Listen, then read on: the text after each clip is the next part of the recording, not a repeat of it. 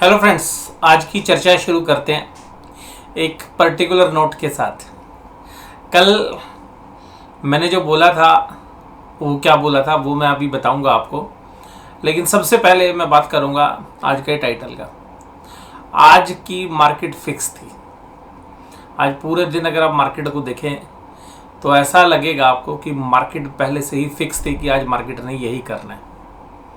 और कुल मिलाकर इसकी जो पटकथा है वो एफआईआईज ने ही लिखी थी।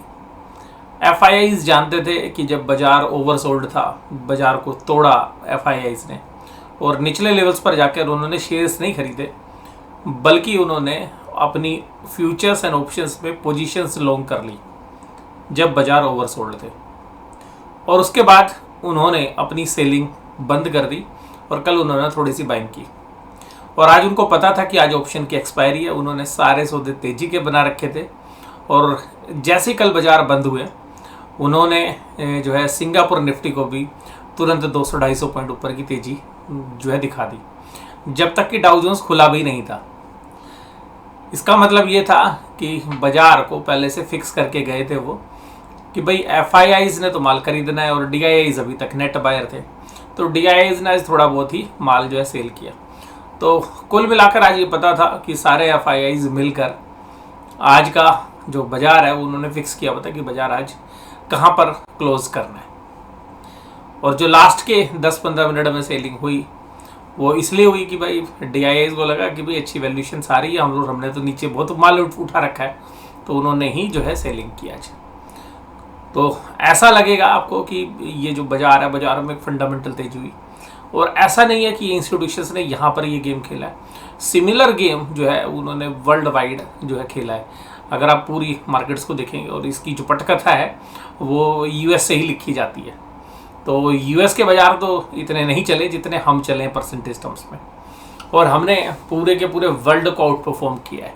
अगर आप पिछले 10 दिन के अंदर बॉटम से अगर हमारी तेज़ी देखें आप, तो हमने जो है आउट परफॉर्म किया।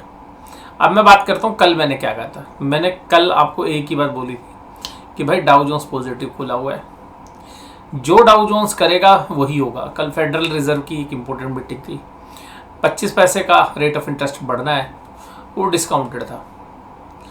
तो ये वो डिस्काउंटेड था, उसके बाद बाजार अचानक गिरे भी, यूएस के बाजार में भी जब स्कैंडल भी बनी जब ये अनाउंसमेंट हुई।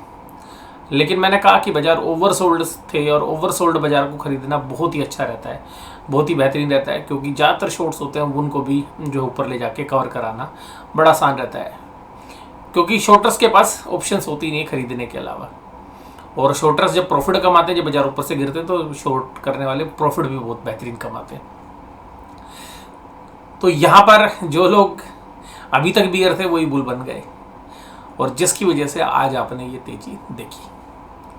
तो ये सारा गेम आज का पूरा ऑप्शंस के ऊपर था और आज ऑप्शंस की एक्सपायरी थी। और मैंने कल आपको यही बोला था कि देखिएगा एकदम वी शेप रिकवरी है और बैंक निफ्टी में थोड़ी सी कसर बची हुई है और आज वो कसर पूरी होगी। अगर मैं उसका वी बनाऊंगा, निफ्टी में हो सकता है कि आपको जो है ऊपरी लेवल से सेलिंग प्रेशर दिख जाए, लेकिन ऐसा निफ्टी में भी नहीं हुआ, बैंक निफ्टी में भी नहीं हुआ। और अभी भी यूएस के बाजारों में अभी पॉजिटिव नोट के साथ काम कर रहे हैं। अब बात करते हैं फेडरल रिजर्व की। ये जो मीटिंग हुई, इसमें जो फैसला लिया, ये हमारे लिए अच्छा है या खराब है? देखिएगा, हमारे लिए ये अच्छी न्यूज़ नहीं है, क्योंकि अगर रेट ऑफ इंटरेस्ट यूएस के बाजारों में बढ़ते हैं तो यूएस से लिक्विडिटी जो है इमर्जिंग मार्केट्स में कम आती है।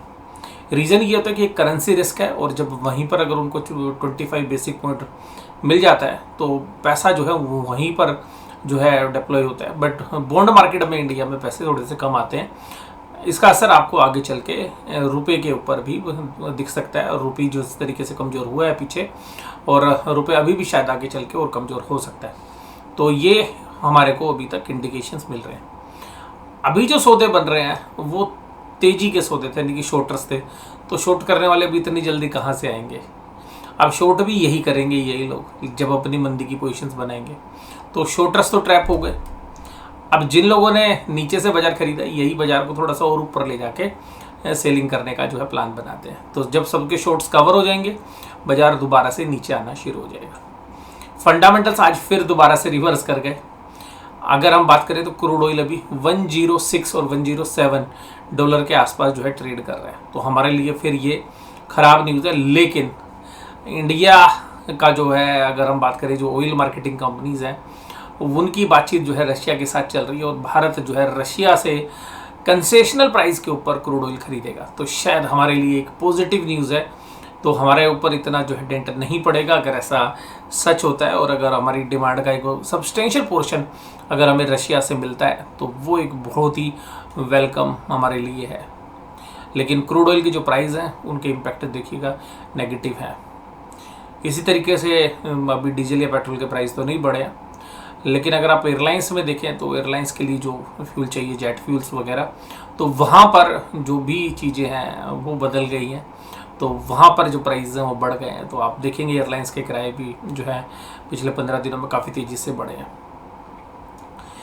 अब मैं जो आपके साथ बात करूँगा वो सीधी से स्टार्ट करूँगा कि बाज़ार अब किस तरीके के हैं।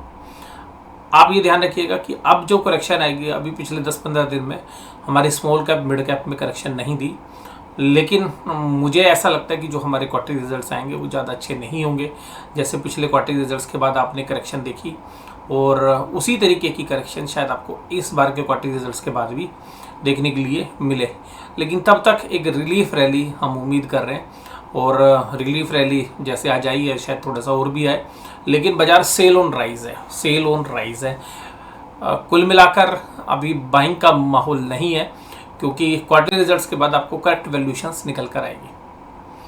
आज के बाज़ारों के अंदर जैसे मैंने आपको बोला कि बाज़ार खुले सुबह, और खुलने के तुरंत बाद बाज़ार नई ऊंचाइयों की तरफ बढ़ते हुए नजर आए। ये देखिए, और बाज़ार दिन भर बाज़ार ने सांस नहीं ली, एक रेंज में काम करते रहे, और निचले लेवल्स पर जिन्होंने पुट राइट कर रखी थी, ऊपरी लेवल पर जिन्होंने कॉल बेच रखी थी, सब के पैसे बने और एक रेंज के अंदर ही बाज़ार चला। तो 17,300 की देखिएगा कॉल के अंदर सेलिंग थी, 17,300 की पुट में सेलिंग थी, दोनों के पैसे बने। और जहाँ पर जो पोजीशंस थी, क्योंकि ऑप्शंस के प्रीमियम रहते हैं कुछ ना कुछ और वो दिन भर में डिके करते हैं, तो बाज़ार में जिन्होंने भी ऑप्शंस आज बेची, इवन कॉल बेची या पुट बेची, तो इतना प्रीमियम था, सब के पैसे बने।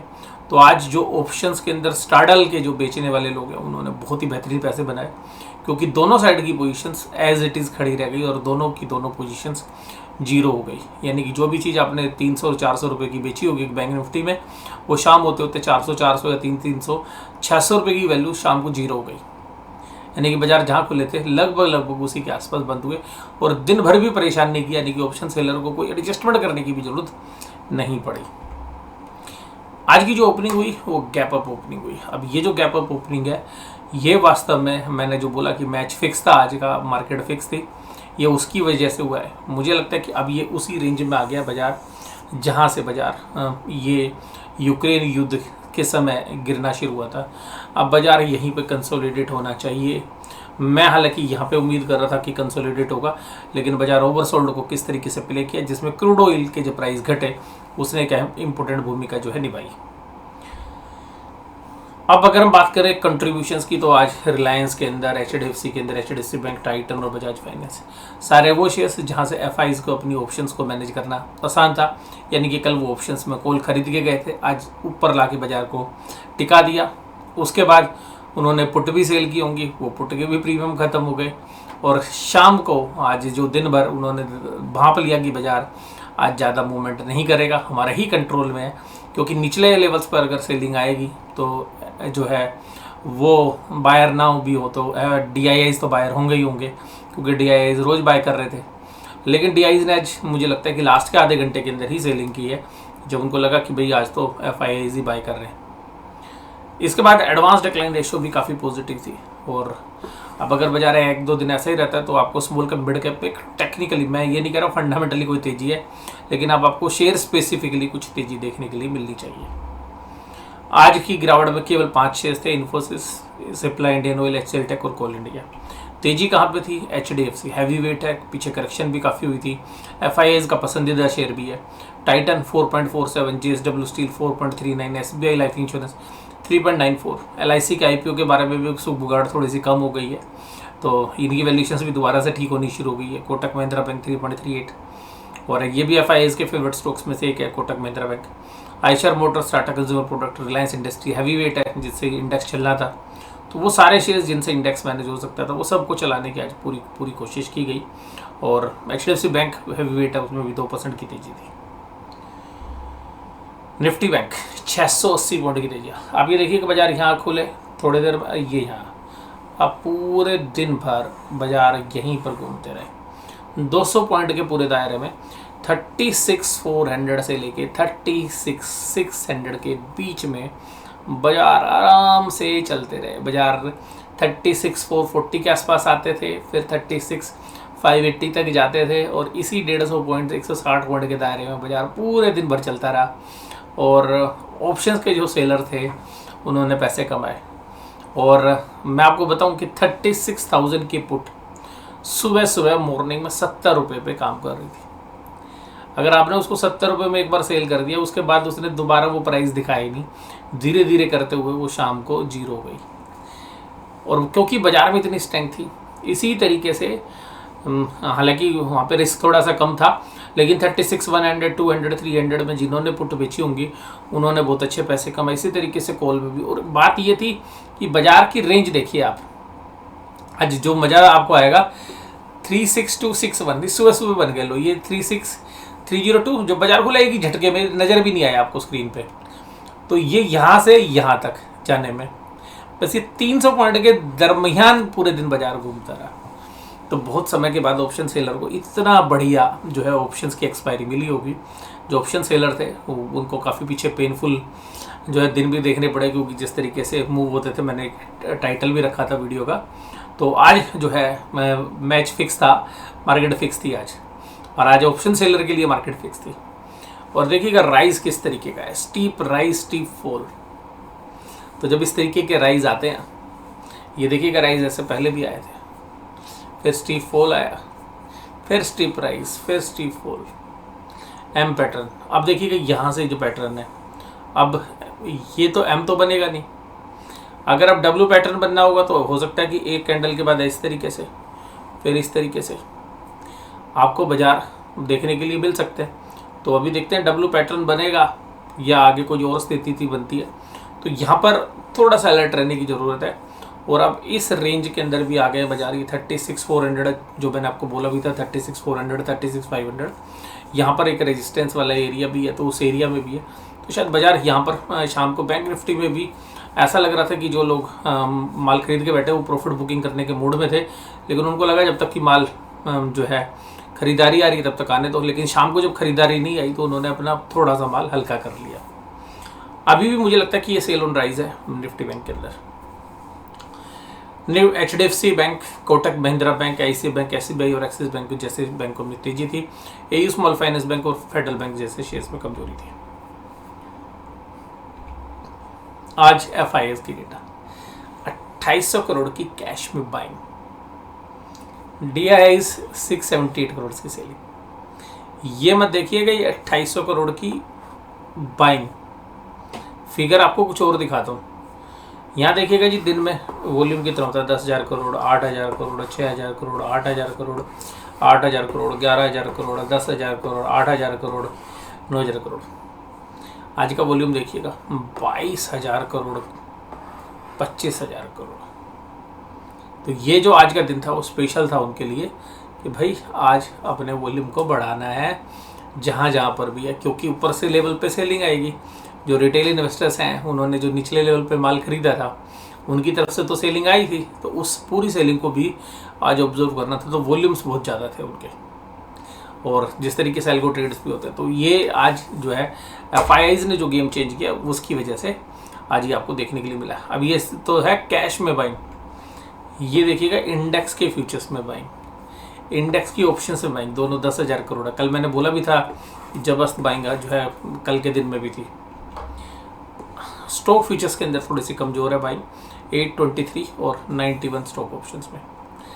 बट मुझे लगता है कि ये आज का गेम था। अब आगे अब जब इन्होंने खरीदारी की है तो हो सकता है कि कल इन्होंने पुट खरीदी है, कॉल खरीदी है, तो ऐसा लग रहा था बाजार में कि अब बाजार थोड़ा सा अटकना चाह रहा था, यानी कि वहाँ पे एक सेलिंग प्रेशर, बाजार थोड़ा सा नीचे आके मूव करना चाह रहा है। तो मुझे लगता है कि जो अगला सेशन जो सोमवार को खुलेगा बाजार, तो बाजार एक बार ऊपर खुले बेशक से, लेकिन एक बार नीचे आएगा। अगर आगे भी बढ़ रहा है तो कम से कम निफ्टी को 100 से 150 पॉइंट की करेक्शन और बैंक निफ्टी को करीबन 400 से 500 पॉइंट की करेक्शन दिखाने के बाद ही जो है हमें लगता है कि ऊपरी जो है लेवल्स जो है बनेंगे, अगर ऊपर की तरफ भी जाना है तो मुझे लगता है कि 2-4 कदम पीछे हटना पड़ेगा पहले। अगर बाजार ऊपर की तरफ ही खुलते हैं तो फिर मुझे लगता है कि एक सेलिंग प्रेशर देख सकता है। पुट कॉल रेशियोज में अभी कुछ है नहीं खास, न्यूट्रल रेशियोज हैं अभी, और डाउ जोन्स तो कमाल कर रहा है। देखिएगा अभी ये जो आप देख रहे हैं स्क्रीन पर 0.18% की तेजी नहीं, ऐसा नहीं है।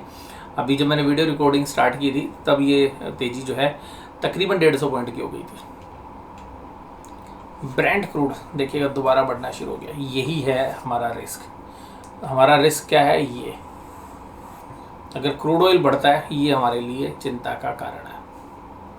तो फंडामेंटली हमारी जो स्मॉल मिड कैप साइज़ की कंपनी है उनको बहुत पेनफुल हो सकता है। लार्ज कैप कंपनीज को भी होता है लेकिन उनको कम होता है। तो देखना पड़ेगा कि भाई ये ब्रेंट क्रूड का प्राइस हमें कितना परेशान करता है। लेकिन हमारे पास जो एक अल्टरनेट विंडो है कि भाई हम रशिया से माल ले सकते हैं, तो वो शायद हमारे को जो है कंफर्ट देती हुई नज़र आए, और ब्रेंट क्रूड के जो प्राइस हैं वो शायद ज़्यादा परेशान ना करें। लेकिन जो ब्रेंट क्रूड की वजह से जो डेरिवेटिव प्रोडक्ट्स हैं, जो कि रॉ मटेरियल्स हैं बहुत सारी केमिकल कंपनीज़ के या बहुत सारी फार्मा कंपनीज़ के, उनके लिए शायद एक इन्फ्लेशनरी प्रेशर क्रिएट हो सकता है कि ऑयल मार्केटिंग कंपनीज़ के लिए इतना ना हो, क्योंकि अगर रशिया से आपको डिस्काउंटेड प्राइस पे माल मिलता है तो। ऑप्शन चेन, कल तक ऑप्शन चेन में क्या था? कल तक ऑप्शन चेन में भाई साहब राइटिंग थी ही नहीं कहीं पे। इसका मतलब था कि बाजार मूव करेगा। आज बाजार में हालांकि राइटिंग दिख गई थी कि भाई आज तो सभी राइटर थे और बाजार मूव ही नहीं कर रहा था किसी भी साइड। आज 17,300 की कॉल और पुट दोनों देखिए, 28,000 कॉन्ट्रैक्ट है, क्योंकि अभी पहला दिन है और ये एक छुट्टी की वजह से एक दिन इस ऑप्शन में कम है। 17,300 पे 25,000 contract by side, 25,000 selling side दोनों। 17,500 पे कॉल राइटिंग हुई 21,000 कॉन्ट्रैक्ट की, 21,000 कॉन्ट्रैक्ट की।